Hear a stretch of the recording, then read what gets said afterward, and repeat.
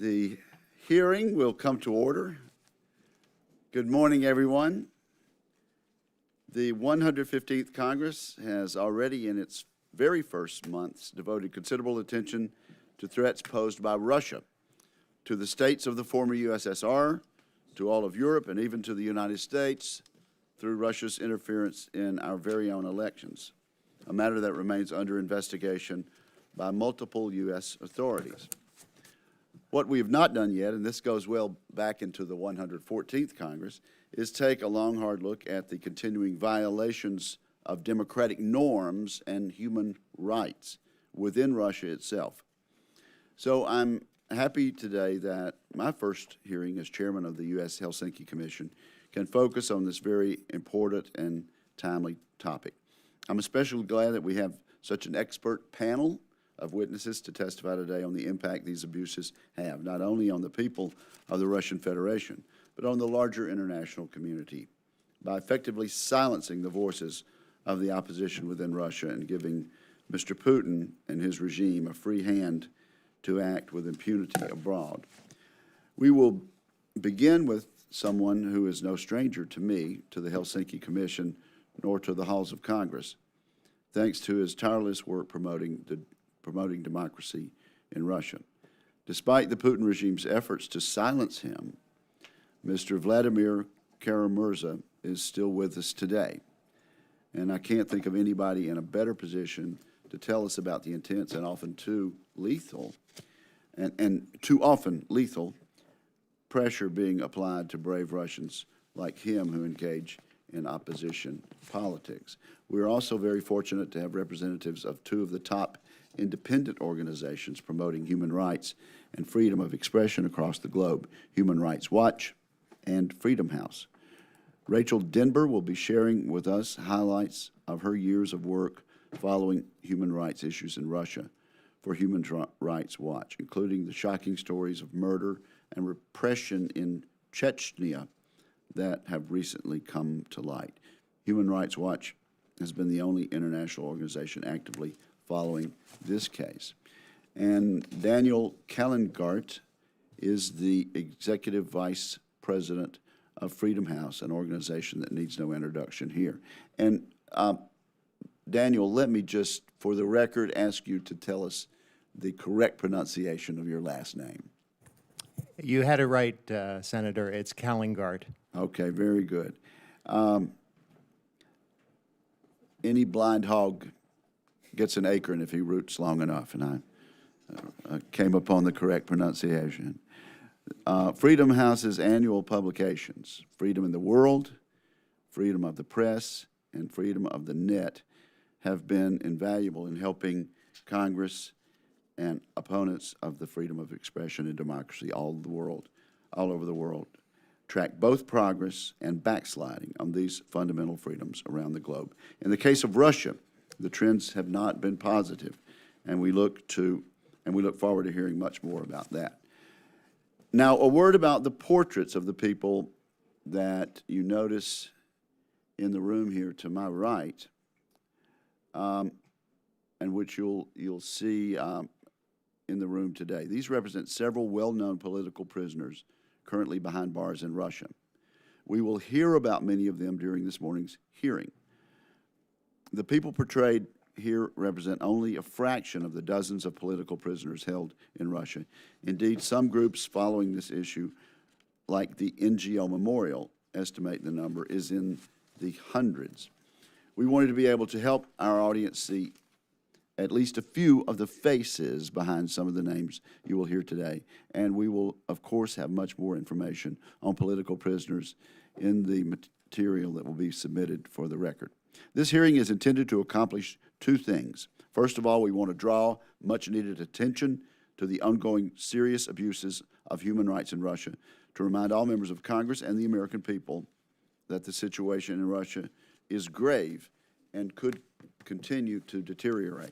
Secondly, with our witnesses' assistance, we would like to evaluate how our current approach to human rights abuses in Russia is working, and to consider what we can do to get things back on a positive trajectory in Russia for the Russian people. Ultimately, a Russia that fully respects all of its citizens' human rights, that allows for full freedom of expression and religion, and for free and fair elections, will be a place where all Russians can prosper.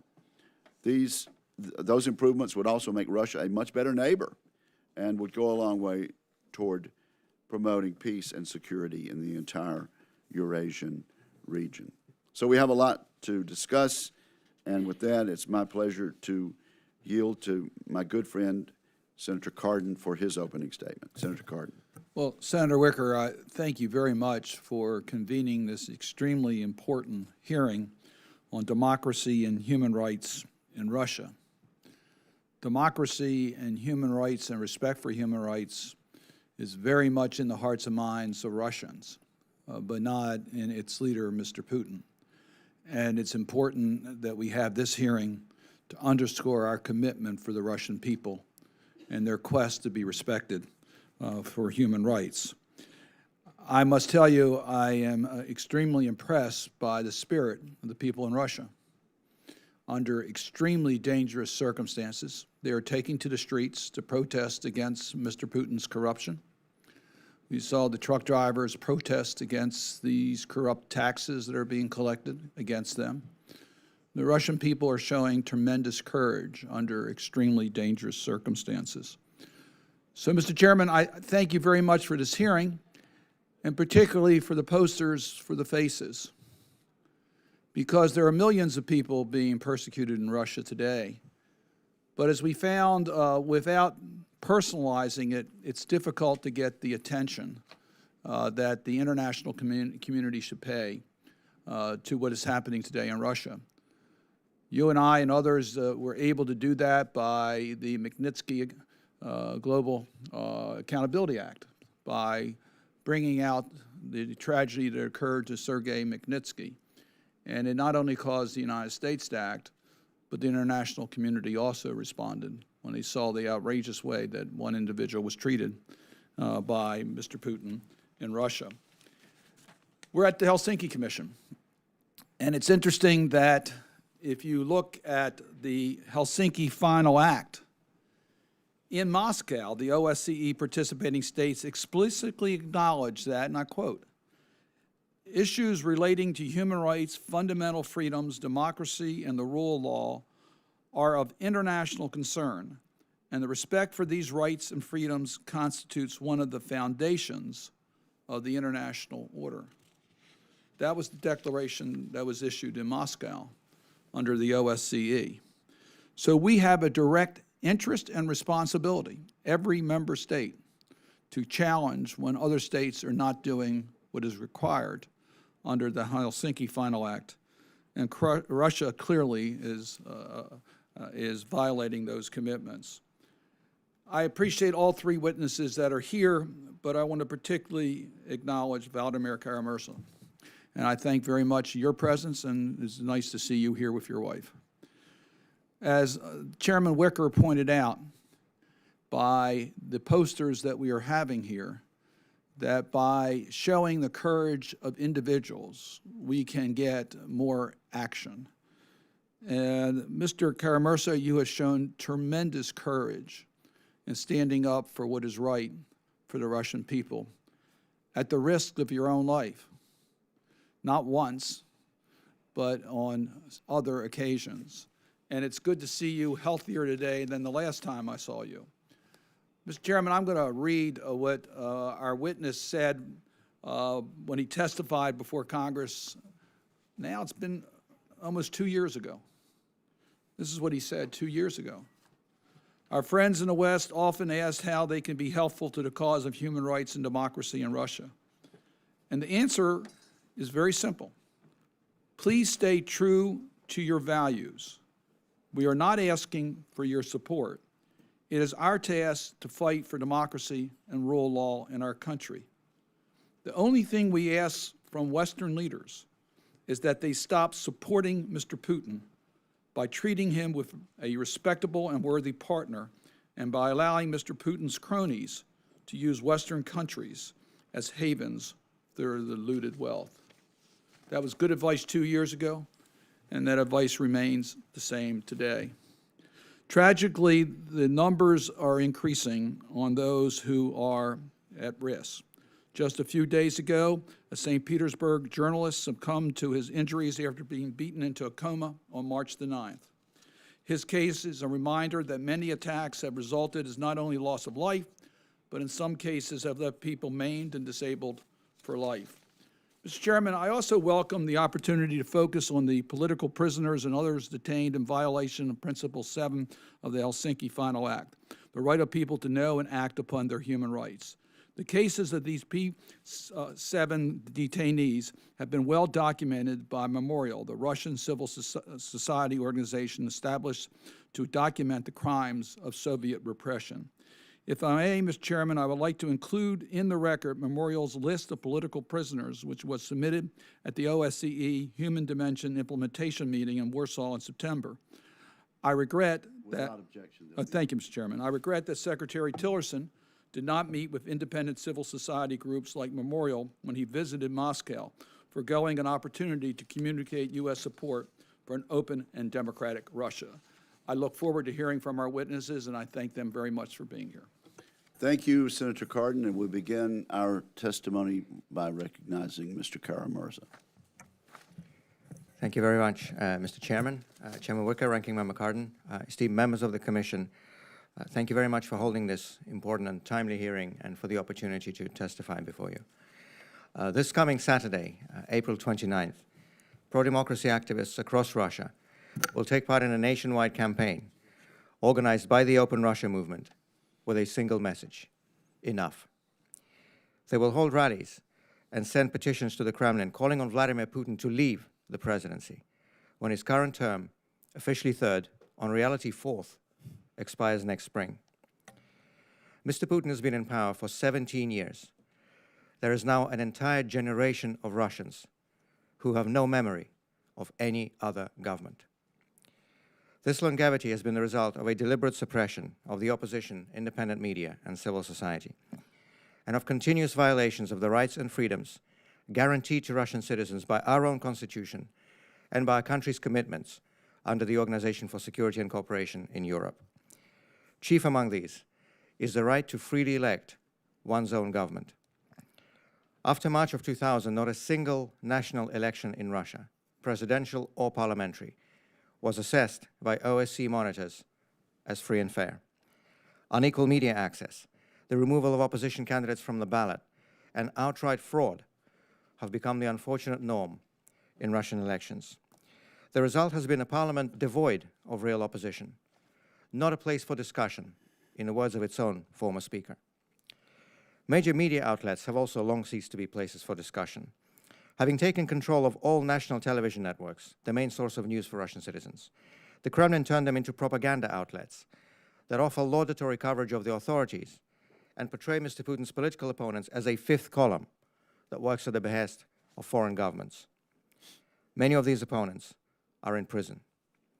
According to Memorial, Russia's most respected human rights organizations, there are now 115 political prisoners in Russia, a number comparable with the late Soviet period. And I'd like to thank the staff members of the Helsinki Commission for putting up these portraits of some of the ones who are political prisoners in Vladimir Putin's Russia today. They include opposition activists and their family members, such as Sergei Udaltsov, Oleg Navalny, and Daria Poludova. Citizens jailed for taking part in peaceful anti-government demonstrations, including construction engineer Ivan Nepomniachtchi and history lecturer Dmitry Buchenkov. The latter was not even present at the rally for which he was charged. But a little Kafka never stopped the Russian judicial system. They include Ukrainians arrested after the annexation of Crimea, such as the filmmaker Oleg Sentsov, and I believe there'll be a special briefing here at the Helsinki Commission this week, focusing on his case.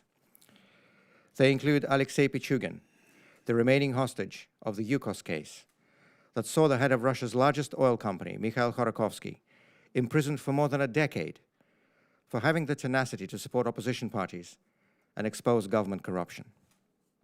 Sometimes, political opponents are dealt with without a recourse to formal procedures. In October of 2015, at a hearing of this commission, I recalled the near-fatal poisoning that I had experienced in Moscow earlier that year. Today, I could take that statement and repeat it word for word, because I've now experienced it for the second time, also in Moscow, this past February. An identical picture.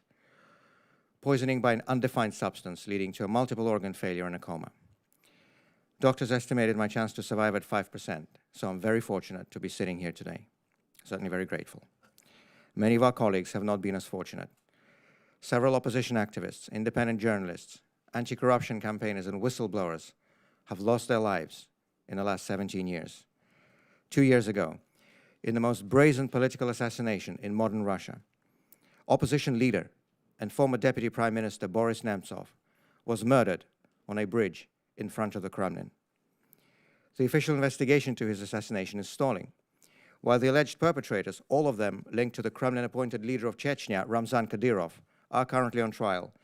The authorities have not pursued those who had ordered and organized the killing, and have refused to even question potential persons of interest, including Mr. Kadyrov and the commander of the Russian National Guard, General Viktor Zolotov. Under the statutes of the OSCE, and contrary to repeated claims by Kremlin officials, human rights abuses in member states cannot be dismissed as an internal affair, and are, and I quote, matters of direct and legitimate concern to all participating states, end of quote. And Senator Cardin has already referenced this fundamental principle of the OSCE. It is important that our OSCE partners speak openly and honestly about what is happening in Russia. It is also important, since human rights are a matter of international concern, that there be international accountability for those who violate them. The United States does have a mechanism for such accountability in the Magnitsky Act, of which the ranking member is the lead author and the chairman is one of the original co-sponsors. The act that individually targets human rights abusers. And it is very important that this law continues to be implemented to its full extent. The main responsibility for ensuring respect for human rights, the rule of law, and democratic principles in Russia lies, of course, with Russian citizens themselves. And I would respectfully disagree with the subtitle of this hearing, that there is no end in sight to the abuses. Increasingly, the young generation in Russia, the very generation that grew up under Vladimir Putin, is demanding respect and accountability from those in power. Last month, protests against government corruption swept across Russia, with tens of thousands of people, mostly young people, taking to the streets despite arrests and intimidation. This movement will continue, and these growing demands for accountability are the best guarantee that Russia will one day become a country where citizens can exercise the rights and freedoms to which they are entitled. I thank you very much once again for holding this hearing, and I look forward to any questions you may have during a question and answer round. Thank you. Thank you, Mr. Kara-Murza, and I'm going to defer my questioning until the end, but let me just say on behalf of the Commission that you look great, particularly considering what you've gone through, and we are just thrilled that you're up and about and healthy and able to testify today. At this point, I'm going to yield my time to Mr. Tillis for a 5-minute round, and then Mr. Cardin, and then we'll go in turn after that. So thank you very much. Senator Tillis. Thank you, and thank you all for being here. I was at a banking committee hearing about a month ago, and it was one of the subject was Russian sanctions. And there was a question asked that was, how rich is Vladimir Putin? And everybody was coming up with all kinds of calculations. My response to that, he's as rich as he wants to be, because he will take whatever he wants, and he will use every device of his power in what seems to be an unbridled fashion. So I wanted to give you my predisposition on the leadership over there. It's not a positive one. I also think it's important for us to make sure that if someone from Russia happens to watch this on video, this is not about the Russian people. This is for the Russian people and the abuses that I think are well documented. In fact, some of the attempts on your life, some of the murders, look like they're right out of a Tom Clancy novel or something. It's almost like you'd think it was fictional, but it's actually happening. And I don't think, even among the American people, when you see a Time magazine that has Vladimir Putin on it, the most powerful man alive, you could almost conjure that up as actually respectable leaders who have had that title in the past. So has the pace of these acts, like the acts that against you, the murders, do you think that they have escalated or more or less running at the same state? Where are we now in terms of Russia and actors in Russia feeling any pressure from our knowledge that these acts are going on? And I'm happy to have anyone answer that question. Thank you very much, Senator Tillis. And I think you're certainly right to say that Mr. Putin is as rich as he can be. And it's been said about the people who are currently in power in Russia that this group of people doesn't just rule Russia, it also owns it. And I think that's very true about the nature of the regime we have, the kleptocratic, oligarchic regime in many ways. And when the Panama Papers came out about a year ago, that was, of course, just the tiniest tip of the iceberg that showed, as one of the revelations, was that there were $2 billion worth of assets owned by Mr. Putin's close friend, the cellist, Sergei Roldugin. And this is presumably is the way that this money is kept. I mean, presumably it's not in Mr. Putin's own name. He's more clever than that.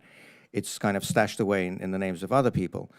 And we used to say, we said in Moscow last year that we all thought that Paul McCartney was the world's richest musician. Now we know it's Sergei Roldugin, as nobody probably ever heard of, but he's the one who has all these assets. In terms of the pace of the repression, the crackdown, he certainly began gradually when he came to power, although 17 years ago. In fact, I think it can be said that he borrowed Benito Mussolini's tactic when it came to dismantling the democratic institutions in Russia. And Mussolini's advice was to, he said it once, pluck the chicken feather by feather to lessen the squawking. So you do it gradually, you do it one by one. So he went after independent media, then he went after the political opposition. He went after the institutions like Parliament, and step by step by step. And of course, the pace of the crackdown certainly has massively accelerated in the past 5 years, since the big protests that began in 2011, 2012. And the number of political prisoners we have in Russia today, 115, according to Memorial. Actually, I think it will be updated today or tomorrow, because there was one more person sentenced yesterday in a political case, a well-known nationalist. Dmitry Dyomushkin is his name. This number is really well comparable to what we had in the Andropov Brezhnev era. When Andrei Sakharov wrote his Nobel Prize lecture in 1975, he listed 126 political prisoners in the Soviet Union. We're now up to 115. That was an exhaustive list back then, but probably this one isn't either. And of course, Russia is much smaller than the Soviet Union was. So you can compare the scale. And in terms of the mortality rate among people who have crossed the Kremlin's path in one way or another, it certainly has been abnormally high, defying any kind of statistical model. And as I mentioned in my prepared testimony, the assassination of Boris Nemtsov, the leader of the Russian opposition, 2 years ago, was the most brazen, the most high-profile political assassination in Russia in decades. And it basically continues to be surrounded by impunity, because apart from the immediate perpetrators, alleged perpetrators who are on trial. In my remaining time, I did want to get one other question, and I have a judiciary confirmation hearing that I have to go to. I'd like to stay for the entire hearing, but how would you gauge, the United States is one nation that really needs to stand against some of the activities that we're seeing in Russia. How would you rate the international community in general in terms of their focus and their message and their level of concern, expressed concern for what we see going on in Russia? Well, the U.S. has certainly led in this, because you went beyond words, you went into action. And 4.5 years ago, this Congress passed the Sergei Magnitsky Rule of Law Accountability Act, which for the first time, this was really a groundbreaking principle. For the first time, it introduced sanctions, not against the country, not even against the government per se, but against specific individuals responsible for human rights abuse. And this is absolutely fundamental, because going back to what we were just talking about, the nature of this regime that we have now is that these people abuse the rights of their own citizens, but they themselves want to use all the privileges, including financial privileges, that the West has to offer for themselves and for their families. And this double standard has to end. And the U.S. has led in ending this double standard. I think it's very important that the Magnitsky Law continues to be implemented in this country to the full extent. And there are now other countries that are following your example. Estonia became the first European Union country to pass a similar measure. The UK is now in the process of doing so. Canada is in the process of doing so. And so I think this is the most important benchmark, and it's important that it continues to be implemented. Thank you, Mr. Chair. And thank you, Senator Tillis. We departed from regular order to accommodate the senator who is on his way to another very important hearing. But at this point, we will resume with the testimony of our two other distinguished panelists. The first being Rachel Denber, Deputy Director of the Europe and Central Asia Division. She specializes in countries of the former Soviet Union. Previously, Ms. Denber directed Human Rights Watch's Moscow office and did field research and advocacy in Russia, Georgia, Armenia, Azerbaijan, Kazakhstan, Uzbekistan, Estonia, Ukraine, Kyrgyzstan, and Tajikistan. So, Ms. Denber, we are delighted to have you here, and we welcome your testimony. Thank you so much, Chairman Wicker. Thank you, members of the Commission, for inviting me here today. And I just want to personally acknowledge Vladimir Kara-Murza's courage. It's an honor to be testifying together with you and also together with our colleagues at Freedom House. I have been monitoring human rights in Russia and the former Soviet Union for 25 years now. And I can say that I want to agree with what Vladimir said, that Russia is today more repressive than it has ever been in the post-Soviet era. I think that Vladimir and also you, Chairman Wicker, have talked about some of the tools that the government is using to try to, I want to emphasize, silence independent critics. It's using a wide range of tools through tightening control over free expression, over free assembly, over free association, over NGOs. And this, I want to add two other things about this crackdown on civil society that has grown increasingly vicious, and that's the way that Kremlin-controlled broadcasters have been portraying Western democracies as working to destabilize Russia and the rest of the world, and how these Kremlin-controlled broadcasters have and Kremlin-controlled media or Kremlin-loyal media have also been urging Russians to mobilize against this threat and have branded dissenting voices as paid agents of the West working against Russia. I think it's really important to understand how the government is trying to mobilize the public mood in a very poisonous way. I want to talk about two things, and one is something that Chairman Wicker referred to, what's happening in Chechnya today, and I think it's very also important and relevant in the context of what you mentioned, Ramzan Kadyrov and the associations of Nemtsov's murder with what is, with Chechnya. As you know, there has been a campaign inside Chechnya to round up, beat, torture men who were believed to be gay in Chechnya. This is a campaign that has been very rightly condemned by the U.S. government, by members of this commission, and other members of Congress.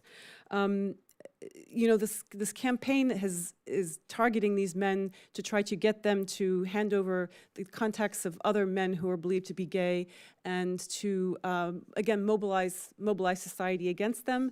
When they are released, they are at great risk of persecution by their own families, of hate crimes, because Chechnya is a highly traditional society, and being gay in Chechnya is considered a stain on family honor. I think that as a result of the pressure that has been mobilized by the United States government, by governments all over Europe, and by international organizations, Putin eventually did discuss these allegations of these roundups with Ramzan Kadyrov, who owes his political career to Vladimir Putin. Of course, Kadyrov denied that these roundups were happening, that this torture was happening, but the facts are there. The facts are there. Human Rights Watch we have done our own interviews. We've confirmed the roundups. We've confirmed the forced outings to families, and we've also confirmed the very visceral threats that Chechen officials have issued against the newspaper Novaya Gazeta that brought that made these allegations public for the first time. The second thing I wanted to address was the sort of the broader issues of political prisoners in Russia. I'm very, very happy to see the posters and these faces. It's incredibly important to actually see these faces and realize that they're actual people with actual families. Human Rights Watch, we don't have our own comprehensive list of politically motivated arrests. We also follow and pay great attention and liaise with Memorial Human Rights Center, which keeps this comprehensive list. I think it would be wrong to say that or an overstatement to say that the Russian government systematically arrests and imprisons dissidents, political opposition activists, and government critics. I think that the government for now doesn't need to engage in mass arrests. It has other tools in the toolbox, tools that induce self-censorship. People who they, people who they want to intimidate are people who are online, who are active on the internet, or people who might participate in protests. Vladimir already set out the main groups of people who are targets of intimidation and who are targets of arrests. They include protesters, not only from the 4 years ago, the Bolotnaya case, but also people who marched back in last month against corruption. A second group is other people who are targeted with arbitrary cases of extremism, and these include people who are in prison for sharing or for posting something on the internet having to do with government their criticism of Russia's actions in Syria, also having to do with religious insult, and I could give a couple of examples in question and answer. Probably the two largest categories the largest category of new cases of politically motivated arrests have to do with Ukraine. Either Ukrainian citizens who have been arrested on a range of charges, and I especially want to point out Oleg Sentsov, as Vladimir had, and to point out also that the third anniversary of his arrest is coming up, May 10th. I wish I could be here for tomorrow's briefing on that. So they're either Ukrainian citizens or they are people who have spoken out about against to criticize Russia's actions in Ukraine, whether it's this young woman, Daria Polyudova, who did nothing more than make a harmless post on her Kontakte account to a very small, closed group, or others who criticized Russia's occupation of Crimea. There's even a librarian, Natalia Sharina, who's currently under house arrest because of suspicion that some of the books in the Ukrainian language library in Moscow, where she is the librarian, that there were a couple dozen books that the government has said are extremist materials. And also there's a large group of Crimean Tatars who are either who have been arrested or who are facing criminal charges on the range of charges. And I would also say that there's a fifth group, and that's people who simply face political retribution and by the regime, and that's either people like Oleg Navalny, Alexei Navalny, the opposition leader's brother. I'm very glad to see his photograph up here, and also people inside Chechnya who have criticized Ramzan Kadyrov, who are in jail now and facing completely false drug charges. I'm really glad that you asked what it is that the United States could be doing. I would put forth 4 recommendations. One is specifically about the anti-gay campaign in Chechnya. It's to stay strongly stay strongly focused on this, to continue to bring pressure on the Kremlin to stop these purges, and to insist that the Kremlin ensure that they never happen again. I think that the criticism that's been brought forward so far is the only reason why Putin raised this issue with Kadyrov in the first place. The second thing the United States can do is to actually understand that men from Chechnya who are gay or believed to be gay have absolutely nowhere to go, and they will be targeted. They will continue to be targeted, whether it's by the regime or by their families, and that the U.S. should do whatever it can to help these men find safe sanctuary, especially in the United States. The other two recommendations are quite general, and that's to continue full support for outlets like Radio Liberty, Radio Free Europe, Radio Liberty, Voice of America. These are incredibly important sources of important and high-quality sources of information in Russia and elsewhere in the former Soviet Union. And then finally, Chairman Wicker, I'm so glad you mentioned that when Secretary Tillerson went to Moscow, he did not meet with Memorial. We were quite surprised that Secretary Tillerson, when in his trip to Moscow, met with no civil society leaders. It's not that every single time a Secretary of State travels to Russia that they must meet civil society leaders. But on his first trip, I would have expected Secretary Tillerson to meet with them, and I think we need to make sure that when high-level U.S. VIPs travel to Russia, they should meet with civil society leaders to not only to show support, but also to listen to what they have to say, because their analysis of what's going on in Russia is incredibly important. It's sharp, and also to find ways to raise those issues in meetings that they have with Russian officials, and to show that meeting with civil society leaders is a normal thing to do in a strong democracy. I think that I will stop there. Thank you very much for inviting me to speak today. Thank you very much, Ms. Denber. Dr. Daniel Kellengart is Executive Vice President at Freedom House. He oversees Freedom House's contributions to policy debate on democracy and human rights issues and outreach to the U.S. Congress, foreign governments, media, and Freedom House supporters. He previously supervised Freedom House's civil society and media programs worldwide. He has taught at Georgetown and Johns Hopkins University, also at American University School of Public Affairs. And it's worth noting that he graduated with highest honors in international relations from Tufts University and earned both a master's in philosophy and a doctor of philosophy from Oxford University. Dr. Kellengart, we're delighted to have you with us. Thank you, Chairman Wicker, and thank you, honorable members of the Commission, for the opportunity to testify. I ask that my full written statement be submitted for the record. Without objection. Thank you. Repression in Russia echoes across Eurasia and beyond. President Putin was the primary author of what we call the Modern Authoritarian's Playbook, and it's a playbook that he developed starting in the early 2000s and refined over time. And this, in essence, is a facade of pluralism that really masks political control. Other dictators have picked up the playbook and used it. A key component of the playbook is suppressing civil society. We heard earlier about restrictive NGO laws, criticism of foreign support for local civil society, and these are methods that we've seen replicated not only in neighboring countries, but even as far afield as Ethiopia and Venezuela.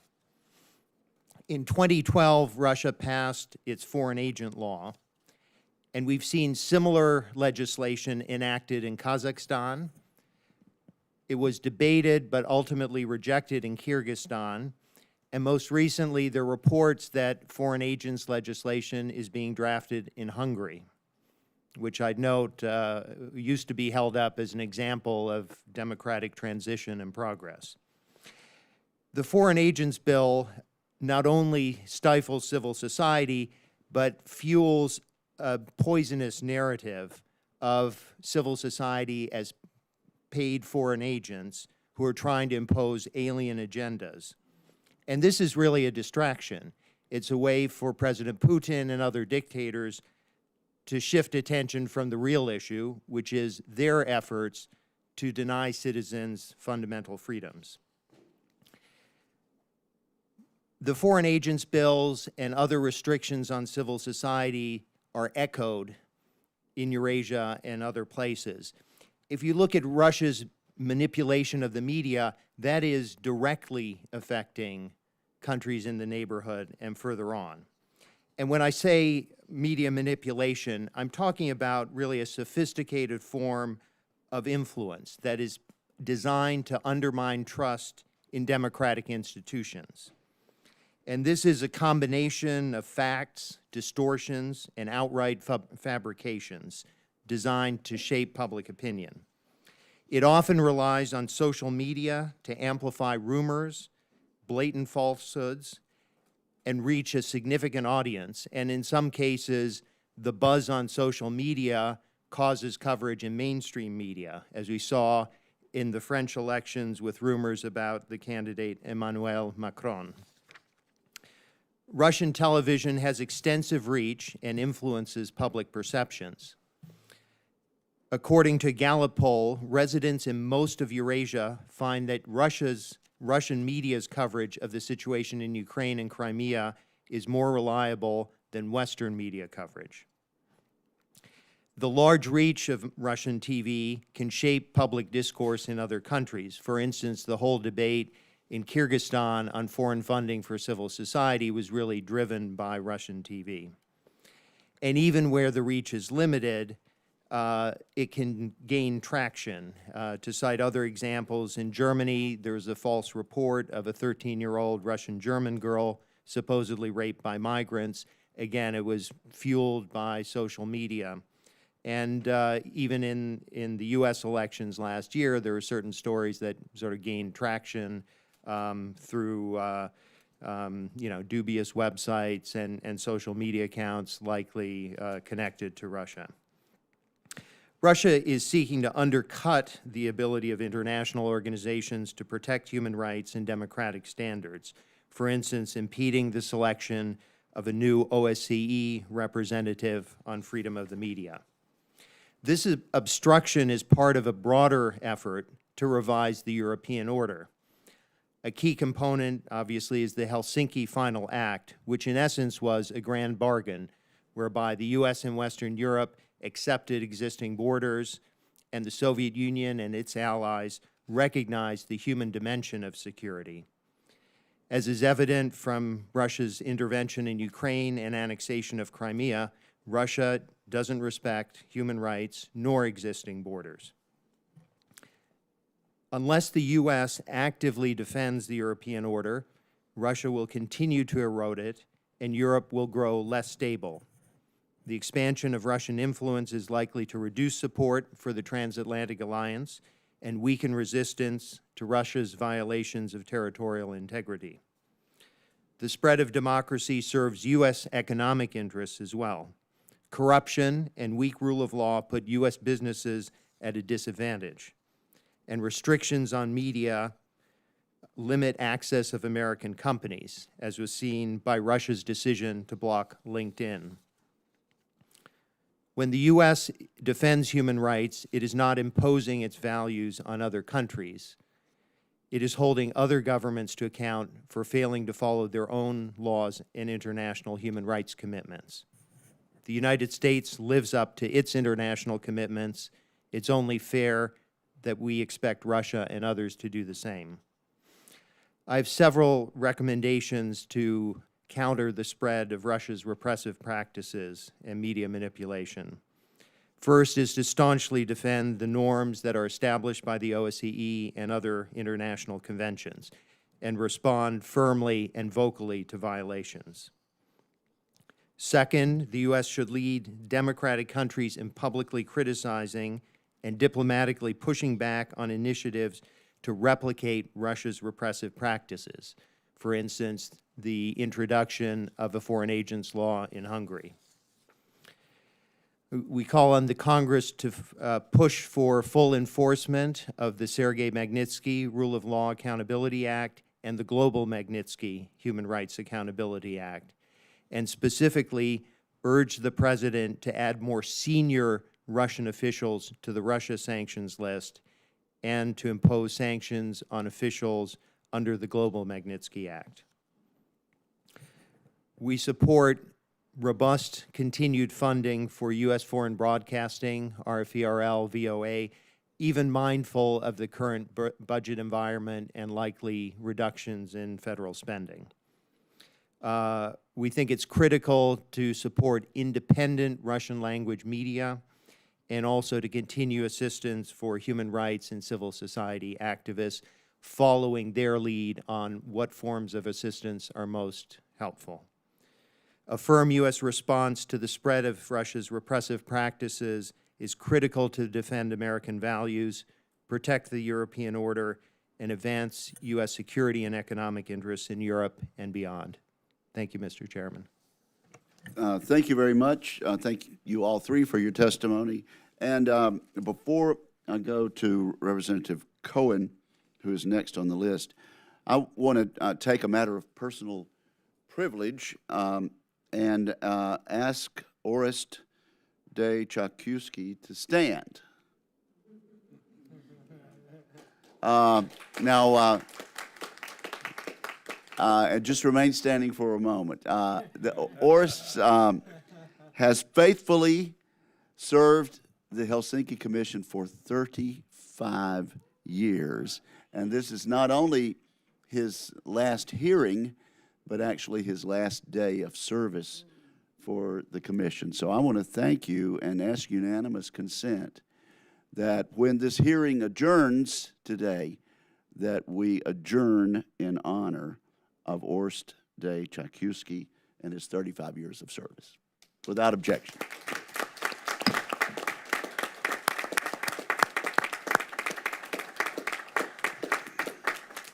And I might mention that Representative Dr. Burgess has not been able to stay with us, but asked that a statement be included in the record, and without objection, that will be done.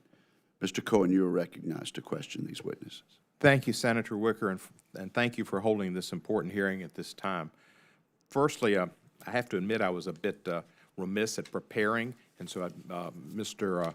Kara Mirza, I was surprised to see you here. I didn't realize you were going to be a witness, and I've kept up with your travels. I could recommend a new path of travel and a new travel advisor, but I'm so pleased that you're here and in good health. I was very concerned about you and read all the articles.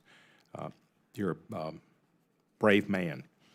I know this about human rights, and I care about human rights greatly, and that's why I'm on this commission. But I do want to ask you, and anybody would like to help if they have any answers, do you have any knowledge or any reason to believe and could tell us about any involvement of Russia in our elections? Do you have people that if you've had contact with in Russia that have advised you or given you opinions about what Russia might have done to manipulate through the media our elections, or to hack our elections, or to be involved, or people they may have had contact with? Thank you, Congressman. Thank you for your kind words. I hope you were surprised in a good way to see me. A very good way. Thank you very much. Very good way. On election interference, I certainly don't have any inside information, and as you can imagine, I don't have too many interlocutors in the current Kremlin administration. But the Putin regime has been known to interfere in elections in other countries for many years. So when this talk began, there was nothing surprising, frankly, or new about this. They've tried to interfere, and did interfere in elections in Ukraine, in Georgia, in Moldova, in all these other countries. And if they were able to do all of that over so many years, basically without any significant reaction from the international community, why not try to upgrade a little bit?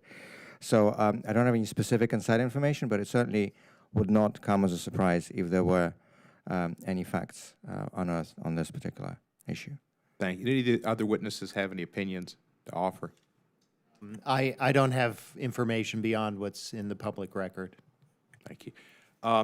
The killing of your friend, Mr. Nemtsov, maybe mispronouncing it.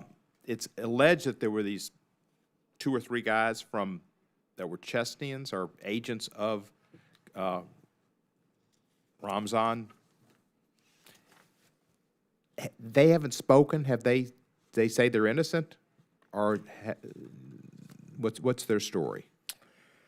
Thank you, Congressman. This is a very important question, and as you can appreciate, it's a very personal, difficult issue for all of us. But in terms of the investigation and trial, there is currently a trial ongoing. There are 5 defendants, all of them Chechens, all of them directly linked to Ramzan Kadyrov, the Kremlin-appointed leader of Chechnya. And at the moment of the assassination of February 27, 2015, the alleged gunman, a man by the name of Zaur Dadaev, was a serving officer of the Interior Ministry of the Russian Federation. This is why the trial is going on in a military court as opposed to a civilian court because he was a serving officer. And so I don't want to obviously, say anything definitively before there's a verdict. The verdict is expected in the end of May, from what we believe. But this is only the lowest level of people who are on trial. Investigators have been unable or unwilling to go beyond this, unspoken glass ceiling, to go to any of the higher-ranking people.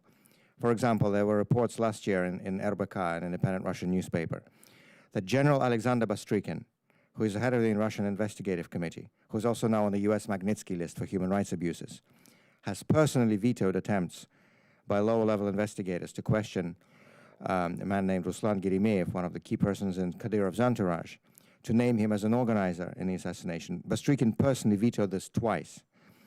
And despite the numerous requests by lawyers acting for Boris Nemtsov's family to question Kadyrov himself, to question Adam Delimkhanov, who is a member of the Russian State Duma, the right-hand man of Kadyrov, to question General Viktor Zolotov, who is now the commander of the National Guard of the Russian Federation, was previously commander of the Interior Forces of the Interior Ministry.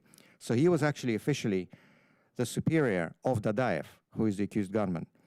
But again, both investigators and courts have refused to even question these people. So we're seeing this glass ceiling on the investigation.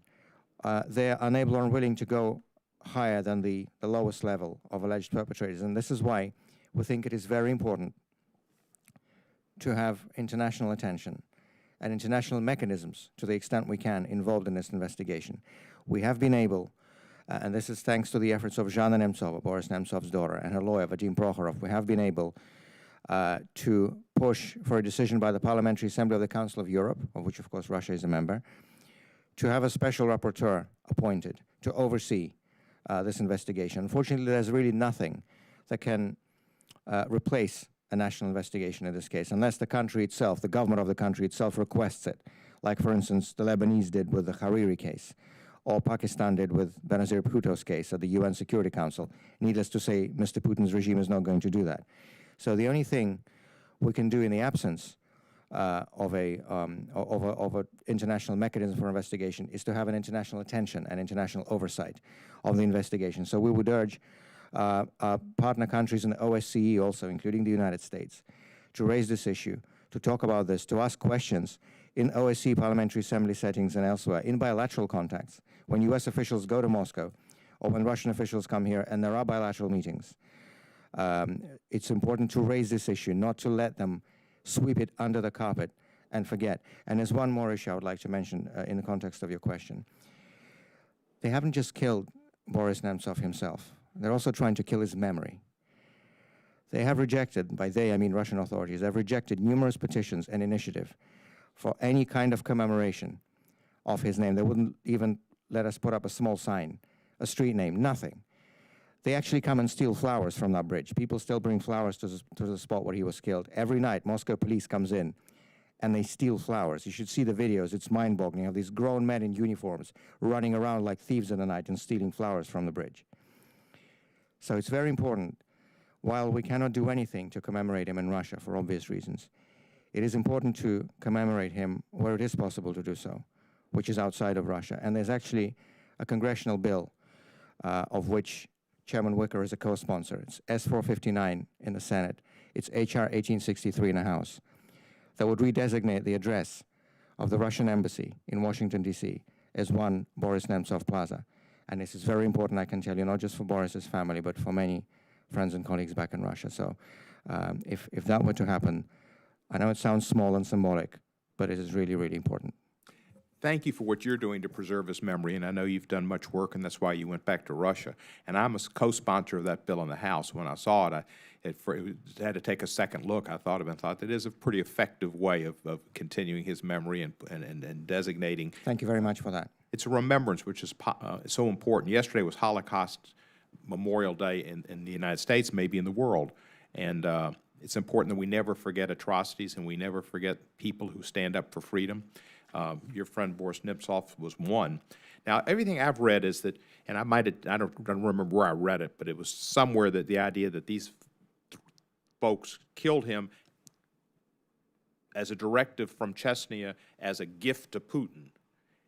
never saying that Putin might have called his buddy and said, help me. What is your speculation as far as the level of involvement? Does it just go to Chechnya and Kadyrov, or does it go back to Putin? Well, first of all, political responsibility for this assassination lies squarely with Vladimir Putin and his regime. When the leader of the opposition, of the national opposition, is assassinated, especially in such a place, in front of the Kremlin, it is the government that bears responsibility.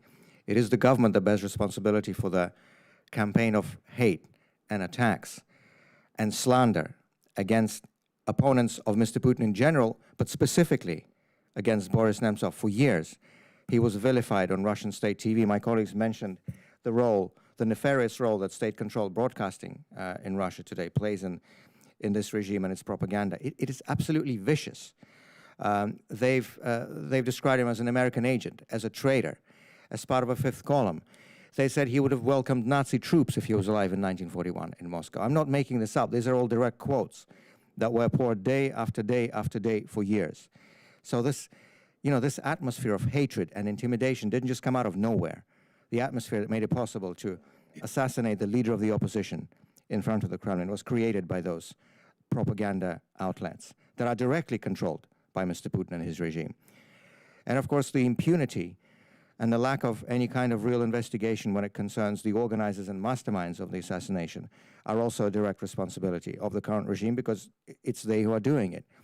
So, of course, I don't have any specific information as to how it was done. I very much hope, in fact, I'm certain, that one day we will know the truth, and that one day those people who did this to him will face justice according to the law in our own country. Until that day comes, we need to make sure people remember, and we need to make sure people pay attention. There does seem to be a trend in Russia. There was the parliamentary member who was assassinated, killed, was it the 22nd or 3rd of March? It's not healthy, and I guess that's what Putin wants to send the signal to oppose him. He is unbelievable. Tell me something about is it Gazprom, the oil company they kind of took from the multi-billionaire oligarch who I think was incarcerated and probably offed after that? Was he not? Is he dead now? The gentleman that created that oil empire, the gas empire that was taken over by... Right, I think you're referring to Mikhail Khodorkovsky, yes, who was the CEO of Yukos, which was Russia's largest oil company. He was also the richest man in Russia when he was arrested in 2003, in October, for daring to behave independently of the Kremlin. He supported opposition parties, he supported civil society projects. He openly exposed government corruption in a televised meeting directly with Putin, sitting across him like I'm now sitting across from you. He spent more than 10 years in prison. He was pardoned and released at the end of 2013 as part of this mini-thaw that came before the Sochi Olympics. And he was not just released, he was basically kicked out of the country, because they only removed the police and prison escort from him when he was put on a plane belonging to a former foreign minister of Germany, the plane that took him to Germany.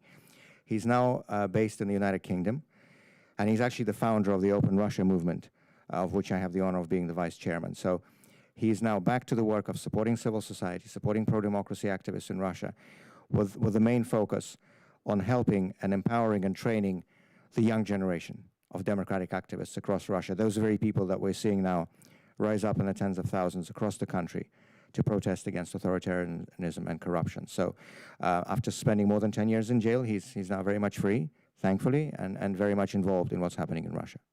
Well, I've read about him. I was happy to know he's alive. I didn't know, where he was now. The company which they basically just stole from him is apparently the company that apparently Putin might have an interest in it now, and much of their future earnings would be based on their relationship with ExxonMobil and drilling in the Arctic. Is that accurate?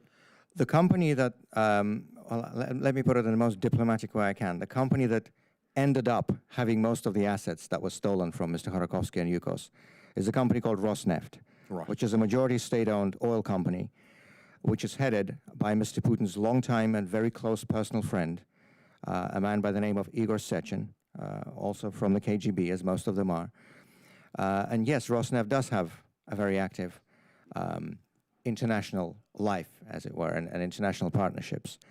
And yes, it does have several partnerships with Western oil and gas companies.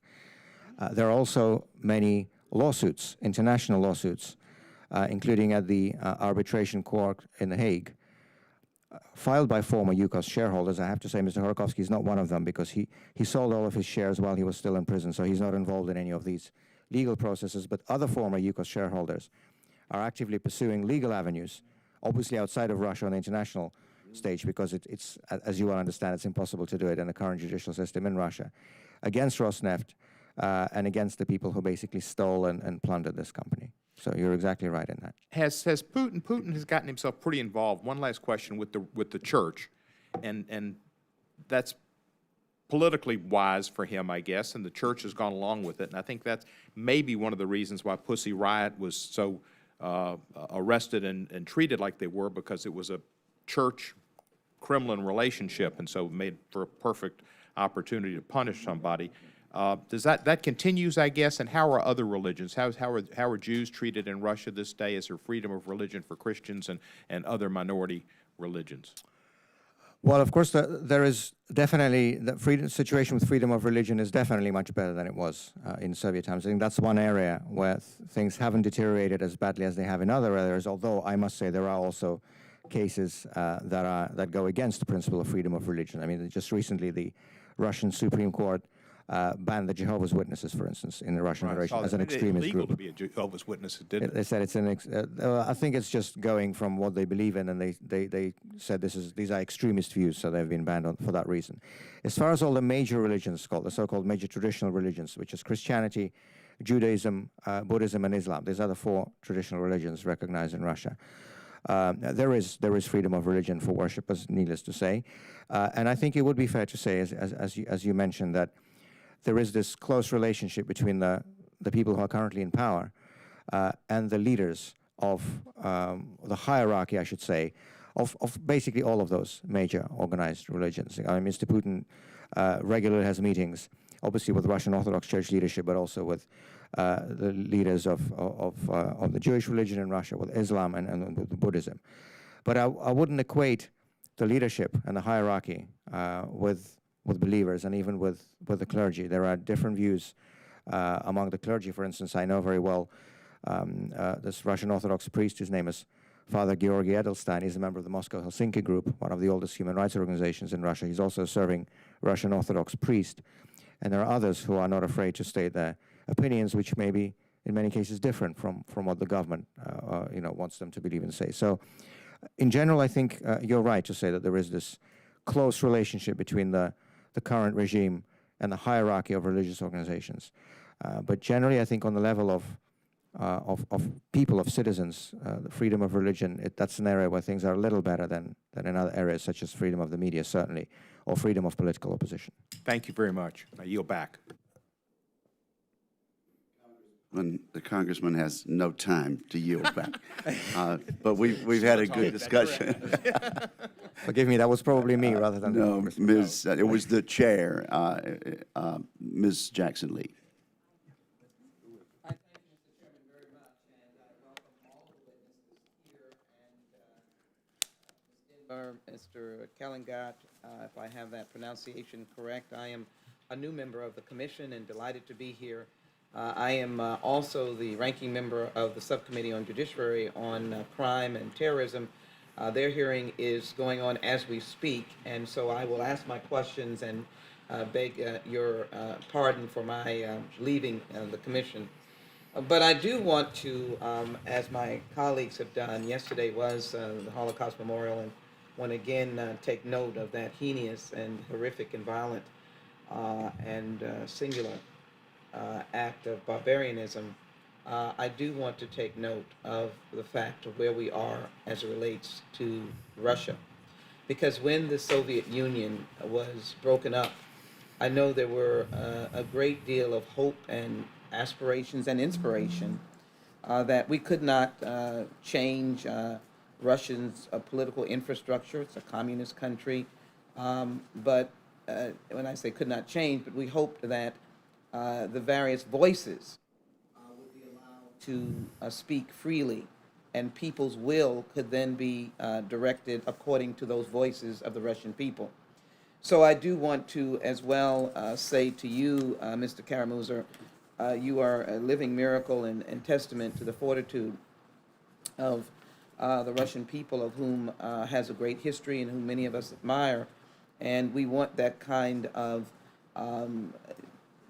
how should I say it, seeding of democracy to be able to thrive. You have survived. You have been under threat of death. And therefore, it certainly is an example of not what we want to have happen, but that we must now fight even harder. So I want to ask unanimous consent that my statement be submitted into the record and just make these points and ask. Without these questions. objection. Thank you. Russia has not had a free and fair election since March 2000. It shocks the American conscience to grapple with the somber realities that opposition activists like yourself, Mr. Karamuzov, are routinely assaulted or even murdered, giving rise to a new term, the sudden Kremlin death syndrome, which I'm going to pursue in questions. Political prisoner numbers now match those of the late Soviet era, which is shocking. And on March 26, tens of thousands of people in cities across 11 time zones protested widespread government corruption, with more than 1,000 arrested. So this question will go to all three witnesses. We'll start with Mr. Karamuzov, but all of you will answer. First, give me your sense of the Southern Kremlin death syndrome. There may be others that are not as well known, that have mysteriously lost their lives because they dared to offer. That's partly under the umbrella of human rights, that you have a right to express your opposition and to live. The other question would be your comments on this issue of prisoners, political prisoners, without counsel, without being able to see family members. And everyone knows that when America begins to raise the question, someone will point out the people we have incarcerated. I happen to be heavily engaged in reforming our criminal justice system. But I think we can match point for point in a more superior stance of our constitutional privileges and processes that we see every day. And so I really want to get into the weeds of how this is intertwined, the Southern Kremlin death syndrome and the issue of human rights and the incarceration of anyone that may offer themselves as an opponent or just simply want to express their rights for expression that oppose, in particular, Mr. Putin and his administration. And I certainly want to make sure that I said it right, the sudden Kremlin death syndrome. Mr. Karamuzov. Thank you very much for your questions, Congresswoman.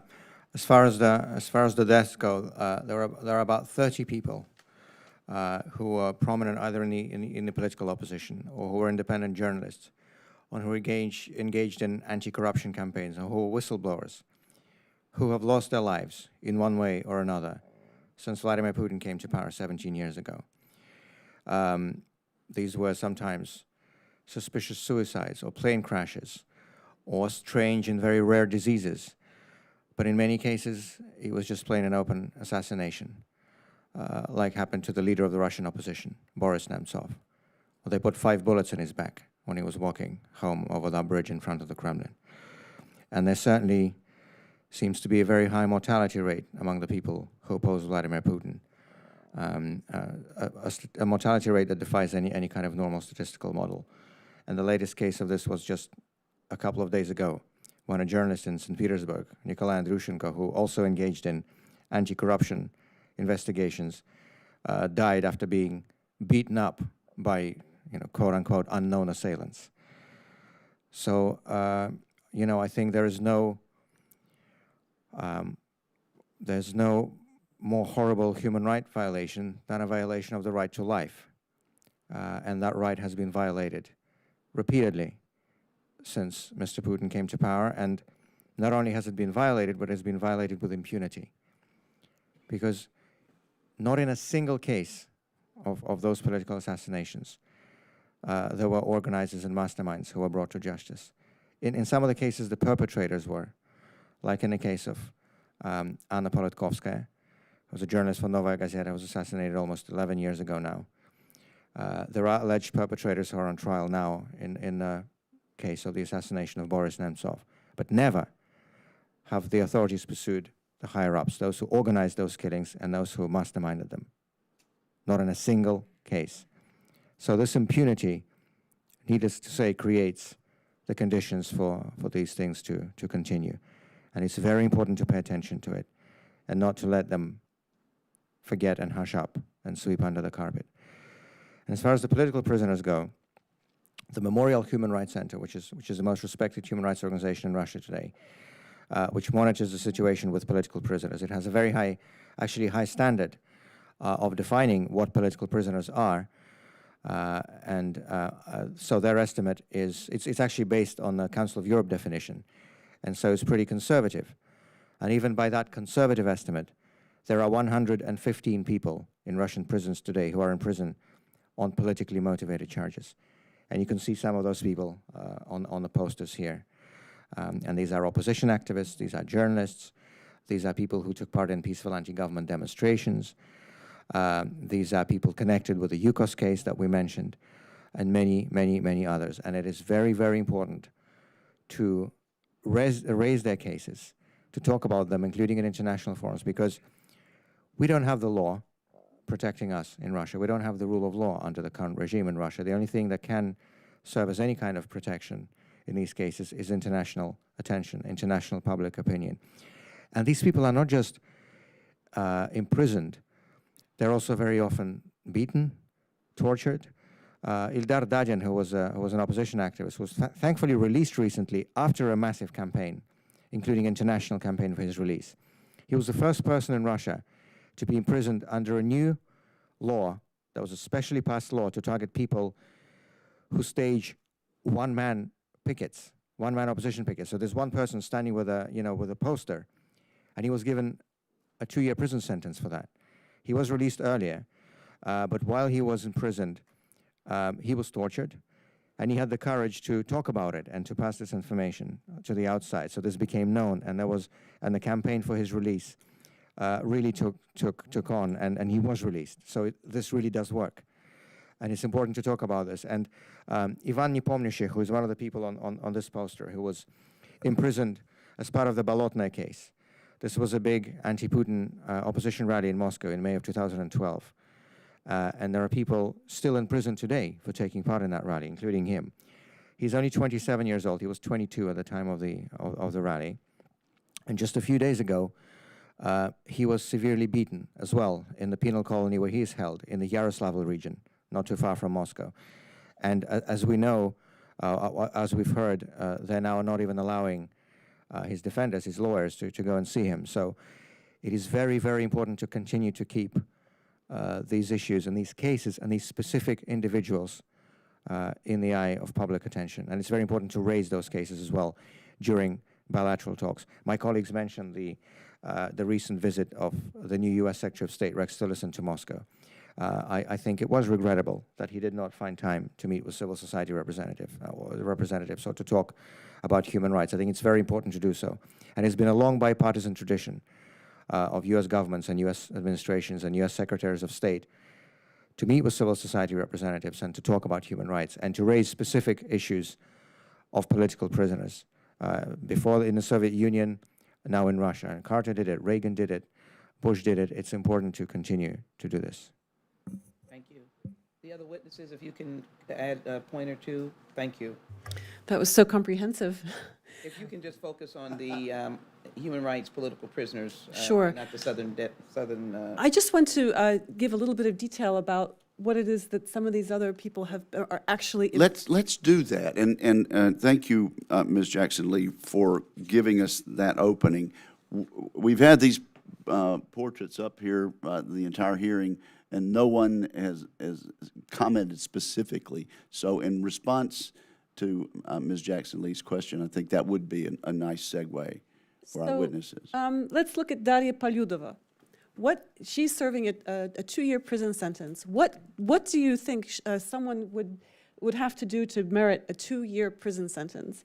What Daria Poludova did was she has a page on Vkontakte, which is the kind of the Russian version of Facebook, and she had 3 posts that came under scrutiny. One was a comment that she made, a satirical comment that said something, it was a satirical comment on what was happening in Ukraine, and it was basically, well, maybe all of the, she made a satirical comment. I won't get into the details. And she also posted a photograph of herself holding a poster that said, no war in Ukraine, but revolution in Russia.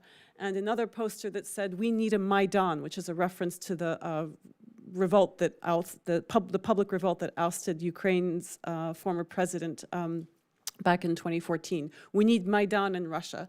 And those posts were visible to a very small, her 35 followers. She had 35 followers. And these were the posts that came under scrutiny. These are the posts that ended up landing her in prison. And she got a 2-year prison term. It's absurd. Maybe I'll just talk about, you already talked about Dmitry Buchenkov. So Dmitry Buchenkov is accused of, I think, assaulting a police officer during the 2012 public protest that was just on the eve of Vladimir Putin's inauguration when he returned to the presidency. This is a case that the government has milked as much as it possibly can. It's called the Bolotnaya case because the protests happened on a place called Bolotnaya Square. It started out peacefully. Police interfered, and there were some scuffles between a very small number of the protesters and police. And as a result, more than a dozen people served prison terms, some of them quite long prison terms, and the government keeps, even though this happened in 2012, the government continues to pursue people who they accuse of being involved in violence against police during the protests. And Dmitry Buchenkov is one of them. He was arrested last year, and the thing is that he claims he wasn't even there. He has alibis testifying to the fact that he wasn't in Moscow at the time. If you look at his photographs and the photographs of the person the police are pursuing because he allegedly beat a cop, you can see that these are not the same. It's not the same person. But nonetheless, he spent almost, actually more than a year in pretrial custody, and only a month ago, and only after a really dedicated battle by Memorial and others, did they finally release him to house arrest. So that's Dmitry Buchenkov. Oleg Sentsov, who was already mentioned, and maybe I only mentioned him briefly now because there is going to be a briefing devoted to his case tomorrow. I really encourage people to go, to attend. Oleg Sentsov last night was honored by Pan American Center at their annual gala. Oleg Sentsov is a filmmaker. He's actually he's a Ukrainian citizen. Lived in Crimea until he was arrested. And he was arrested together with a colleague, Mr. Kolchenko. The Russian government has accused him of terrorism.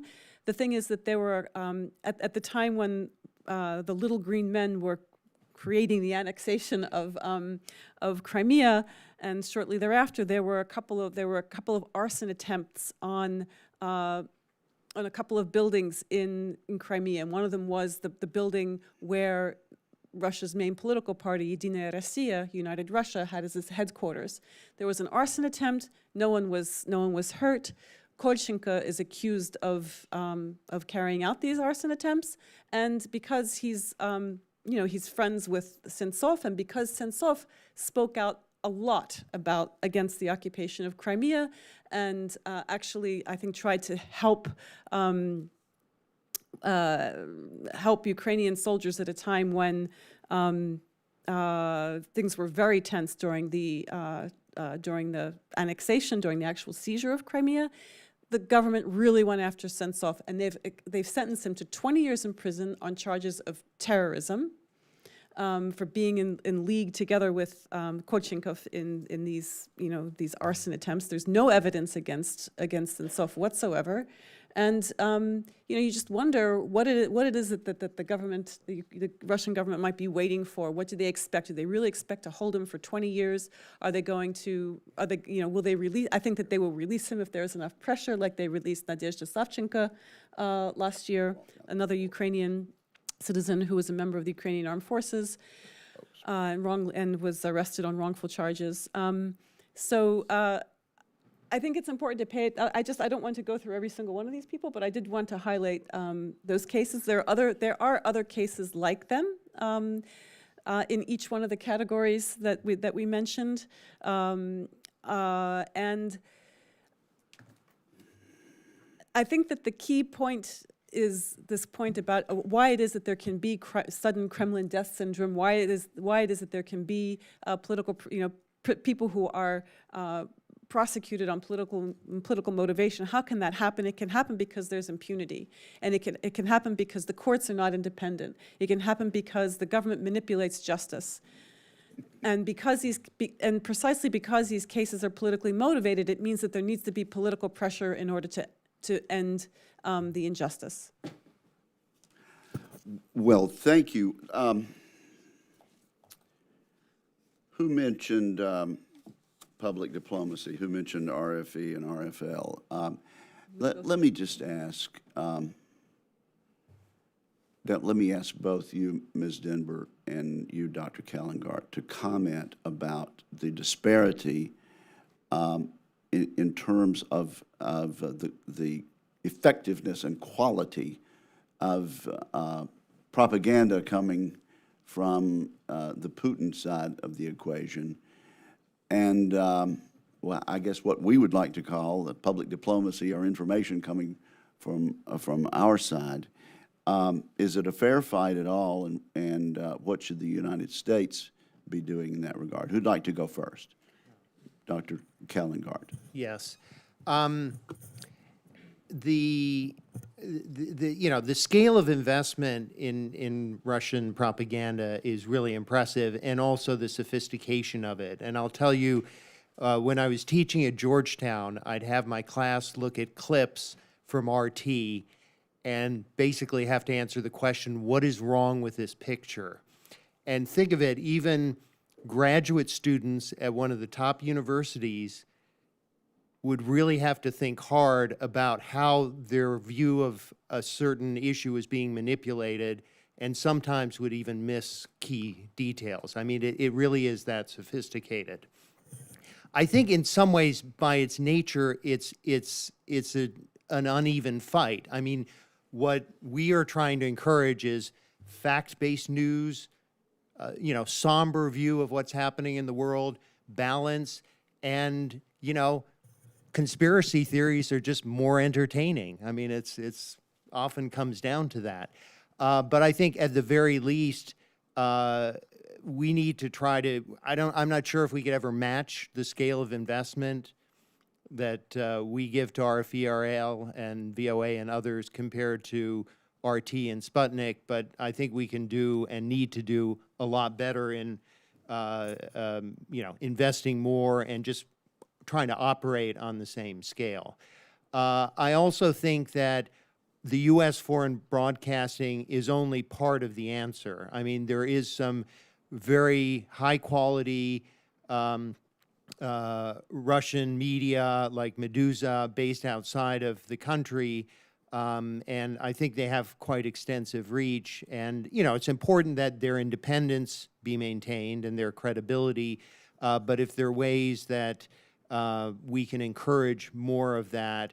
I think there is an appetite for real investigation, investigative reporting, coverage of anti-corruption issues, news that is, news that Russian citizens can use that speaks to, the problems in their daily lives, that will, over time, reduce the appeal of, the sensationalism, the conspiracy theories, and the, you know, the mind bending that Russian propaganda is trying to carry out. Ms. Denberg. I would agree with everything Dr. Kellingart just said. I would also say that I think that what the Kremlin broadcast media tries to do, and particularly the Kremlin foreign broadcasting media like RT and Sputnik, what they're trying to do is undermine the very notion that there can be or should be objectivity in media reporting. So their assumption, and and some of their leaders have actually said this, is that, oh, come on, there really is no objectivity, you know, and look at these mistakes that all of these outlets make, and so they're fake news. So they're fake news. So they, of course, every reporter might come to a story with a bias, but there's a great difference between the tendency, between the impetus, and the things that you do to overcome that bias, and on the one hand, and on the other hand, the complete perversion of the you know, the attempt to have objectivity in media reporting that we see in some of the Kremlin broadcast institutions. So they are trying to exhaust the reader.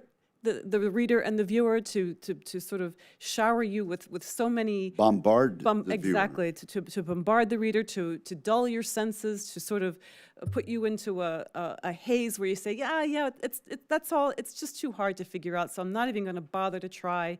And you know, to make the viewer sort of disengage from even the search or the hunger for the truth, I think it doesn't work.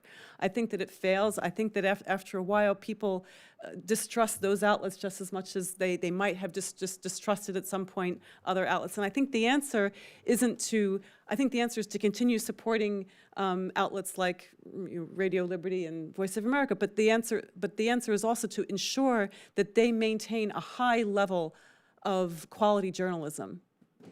So that there needs to be, I think there needs to be a fair fight, but I think that outlets like Radio Liberty need to keep to reporting facts, need to keep to looking at all sides of the story. They should not feel that they can sink to the level of what has become fake news. But Mr. Kara-Murza, as a resident of Russia, it's actually the mainstream media, the everyday programming, is it not, that contains the message, the exact message that the Putin regime wishes to be disseminated? Absolutely, Mr. Chairman, and this has been going on for years, and this has been going on aggressively. In fact, the first thing Mr. Putin did when he came to power back in the early 2000s was to silence the voices of independent television. Within his first 3 years in power, he'd shut down or took over 3 nationwide independent television networks.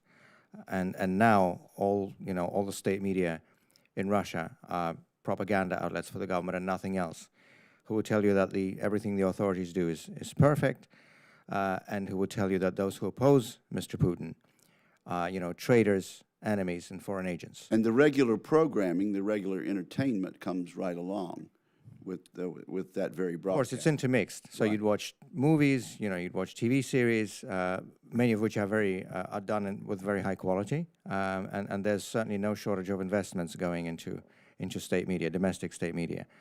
And then, of course, that would be intermixed with those quote-unquote news messages and so-called discussions programs, where you would never really get any differing points of view. You would just get bombarded, as to use the term that you used, with the propaganda messages. And and propaganda is, sometimes people dismiss it as just something of second-tier importance, but propaganda can be very powerful. Propaganda can kill. It works. As we discussed recently. Absolutely. And if I could just say a couple of words on the foreign broadcasting aspect, I think the only effective way to counter the lies and the propaganda is with objective information.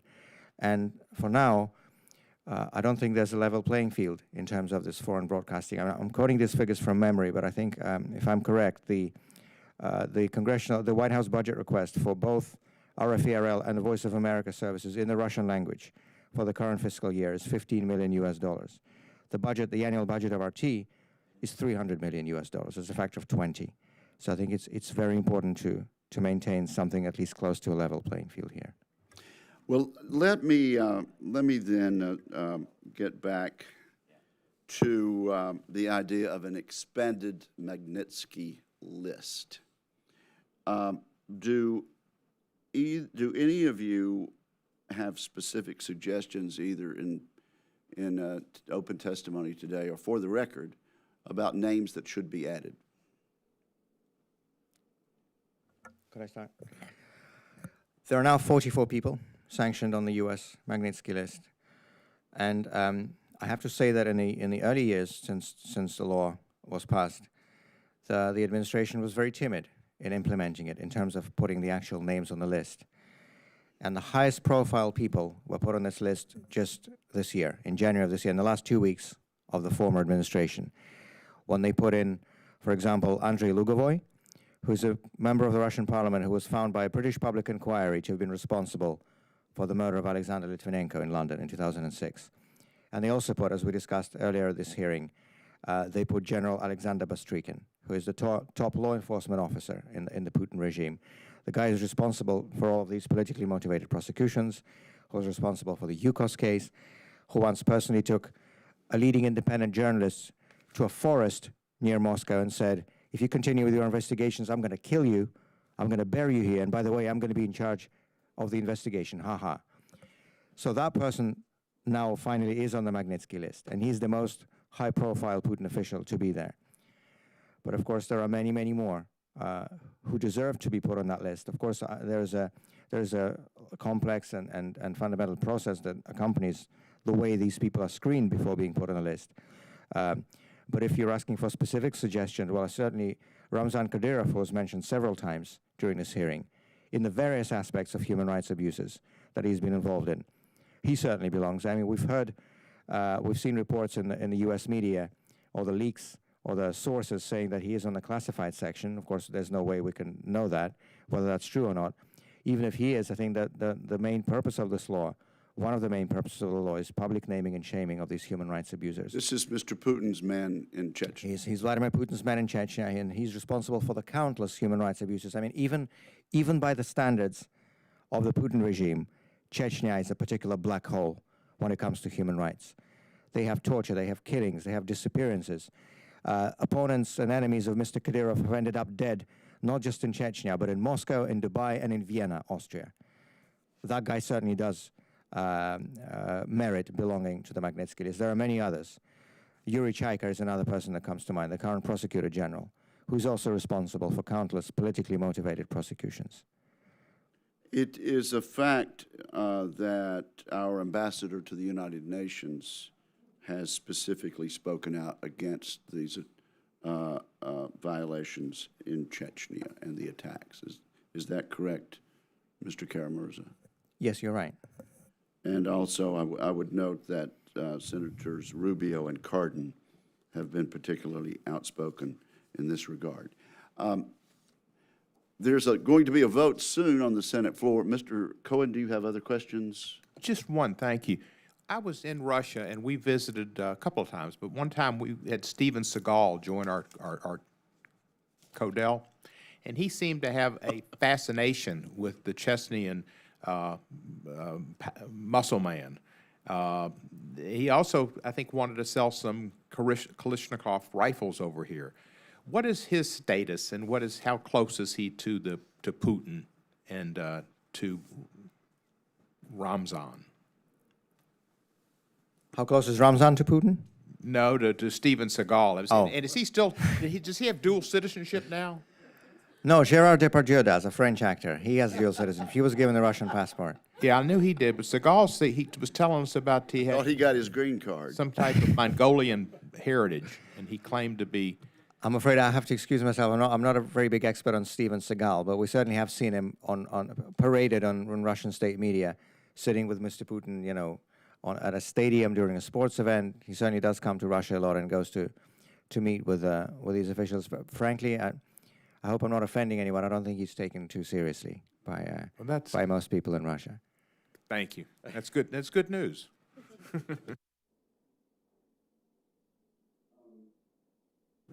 Well, we could go on and on. Let me say this about Boris Nemtsov. I hope the House and Senate can get this legislation through to name an important open area for Mr. Nemtsov here in the United States. I was a member of a delegation led by Representative Kurt Weldon back in 1998. Steny Hoyer, the current minority leader of the House of Representatives, was the ranking Democrat on this relatively large bipartisan delegation to Moscow, and we had the opportunity to meet with this young, energetic, bright deputy prime minister, serving under Prime Minister Chernomyrdinov and President Yeltsin.